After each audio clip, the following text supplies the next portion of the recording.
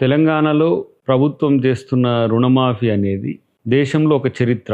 నాకు తెలిసి రుణమాఫీ అనేది ప్రపంచంలో ఎక్కడ చేయరు, భారతదేశంలోనే ఉంటది. ఎందుకంటే రైతు ఇక్కడ నిరంతరం రుణగ్రస్తుడుగా అవుతున్న పరిస్థితి ఒక చర్చ అయితే, కాంగ్రెస్ ప్రభుత్వం మొదటిసారి 2004లో రాజశేఖర రెడ్డి గారి హయాంలో ₹1,00,000 రుణమాఫీ చేసింది. ఒక పెద్ద హిస్టరీ క్రియేట్ చేసింది. అంటే అప్పటిదాకా రైతులకు రుణమాఫీ చేయడం అనేది కూడా ఉంటుందా అని అనుకునే స్థితి నుంచి ఒక ట్రెండ్ సెట్టర్గా రాజశేఖర రెడ్డి గారు ఉంటే, ఈ 20 ఇయర్స్ తర్వాత దేశంలో మళ్ళీ రేవంత్ రెడ్డి గారే అలాంటి రుణమాఫీ సాహసం చేసిన పరిస్థితి ఉన్నది. దానికి ఫైనాన్స్ మినిస్టర్ గారు మన బట్టి విక్రమార్క గారు సహకరించడం. ఎందుకంటే అన్ని డిపార్ట్మెంట్లలో ఉండే అన్ని దుబారా ఖర్చుల్ని, మిగతా అన్నిటిని కూడా ఈరోజు మనం ప్రోది చేసుకొని ఇతరత్ర వనరులు సమీకరించిన తర్వాత మనకిప్పుడు ఒక దశలో 1,00,000 లోపు రుణగ్రస్తులైన చిన్న సన్నకారు రైతులకు, రెండవ దశలో మధ్యతరగతి రైతులకు, తర్వాత 2 లక్షల లోపు ఎక్కువ మొత్తంలో మనం చెల్లించాలి